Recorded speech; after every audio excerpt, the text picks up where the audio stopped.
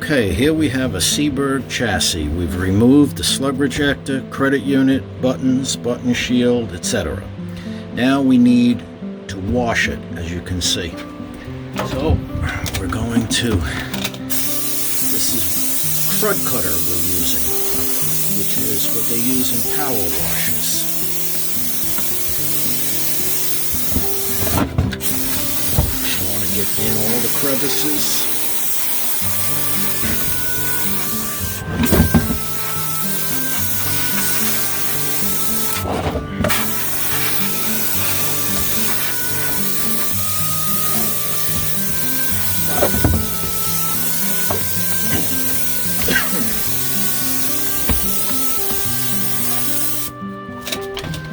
We're using 20 psi, which is a very low psi. And we're going to wait for the water to get hot.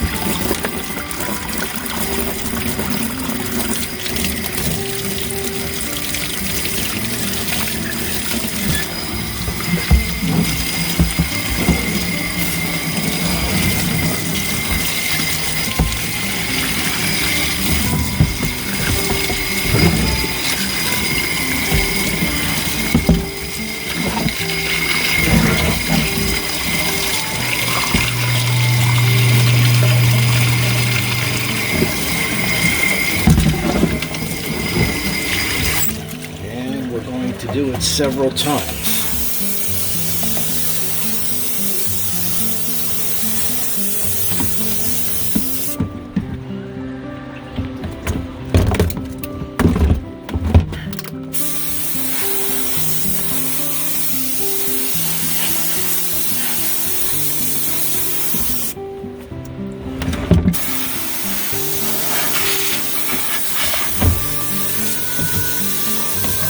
And we're going to just let it soak on there for a few minutes.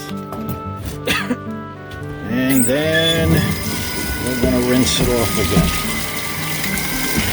And we have to do this several times until we get the water running clear. As you can see, each time we do it, more and more residue comes off. And we're using hot water, as hot as possible.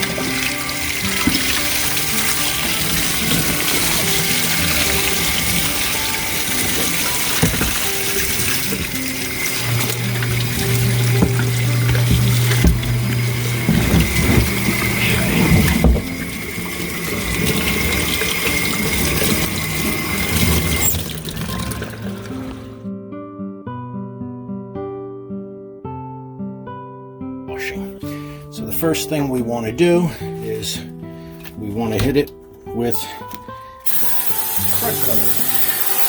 Just spray it on 100%, no dilution.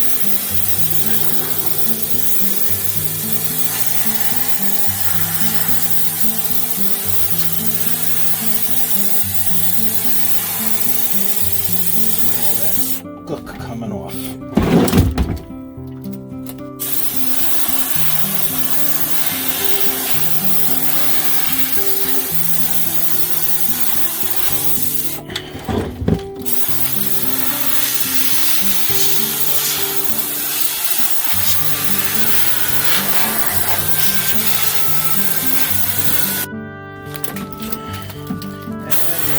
Sure you get every possible inch, and as you can see, all the stuff that's coming off there is really nasty.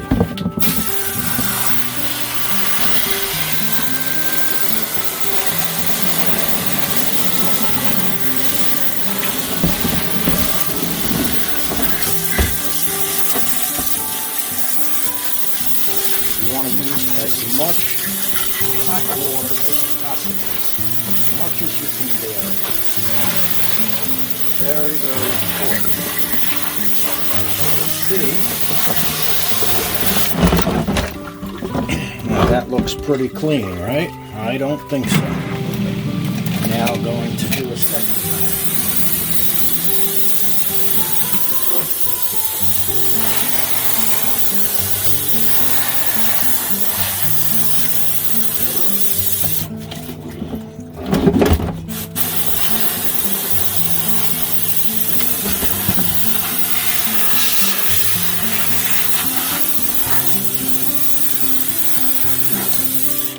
second time.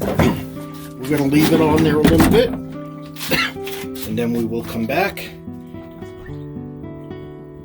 All right, we've let it sit a couple of minutes, and let's see how clean it is. Still have more years and years of cigarette smoke, what have you.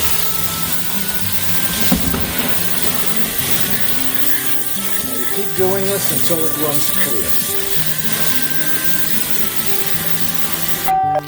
As you can see, it's running pretty clear. Done a good job.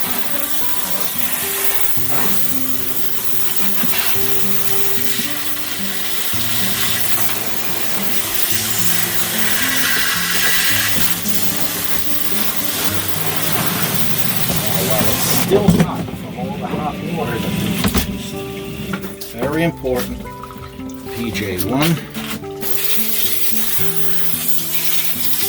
Get it all on there.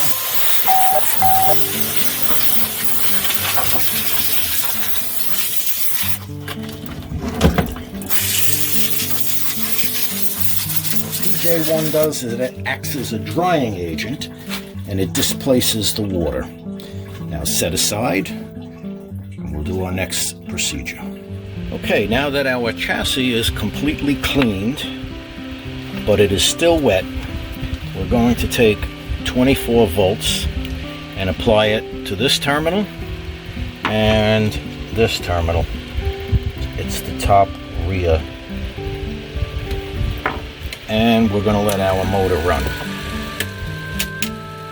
And we can see it's a good motor. But what we need to do is take the motor completely off the chassis and make sure that it doesn't bind up once it dries. Okay, now we know the motor is good, so we take off our 24 volts and we're going to remove the wiper. So we take the wiper off by loosening these two screws right here and pulling off on the motor. As you can see, there's always a rust stain here. We're going to hit that real quick. Okay. Now, there are 3 screws to remove the wafer. We're going to take the wafer off.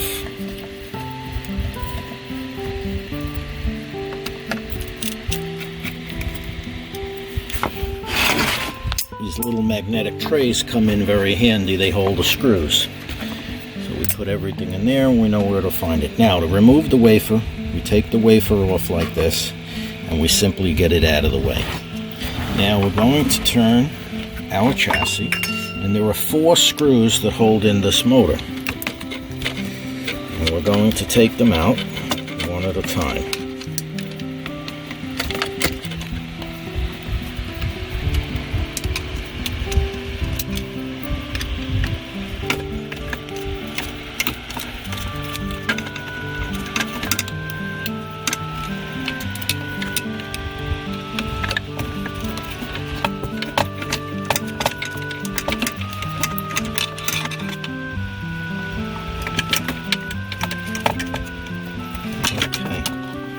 Take off 4 screws, put them in our tray. Now the trick of getting the motor out is very simple.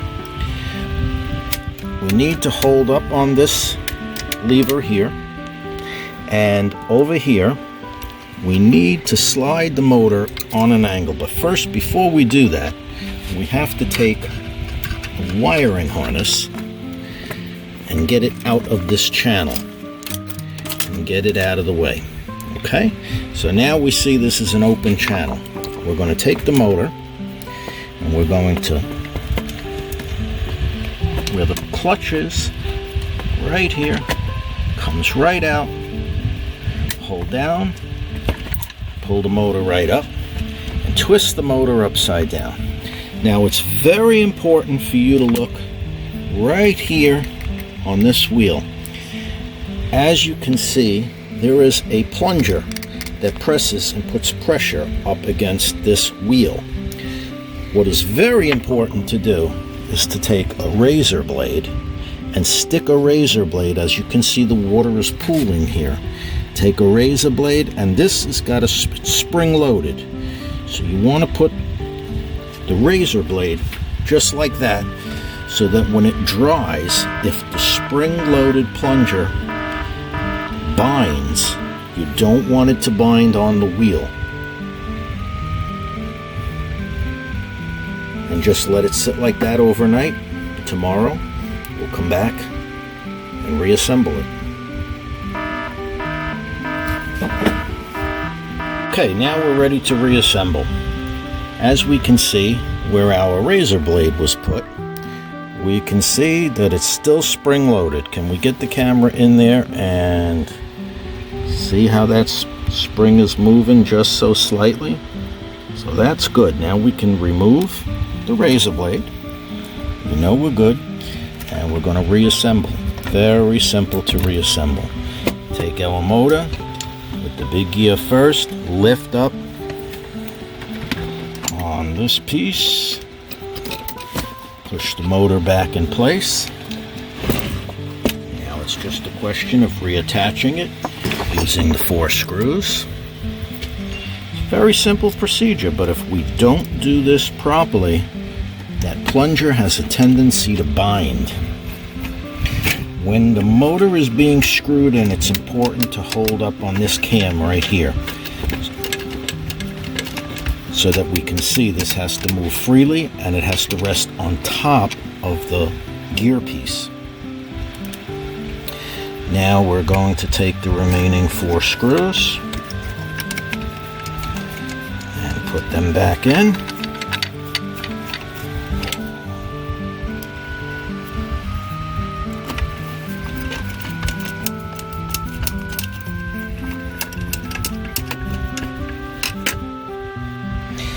Now for credit units that don't remove because they don't have a plug and they're wired in, you simply take the credit unit and put it to the side. You can work around it, there's plenty of room. Now we've got the motor tight, nice. We're going to go back over here to our wafer, put our wiring harness back in. Very important that it goes underneath, just like that. Our light bulb has to go around, not that one, but this one. Wire has to loop underneath here, very important. And this has to go back in place, that's the wafer. And 3 screws holding the wafer in place. As you can see, it's a very simple procedure.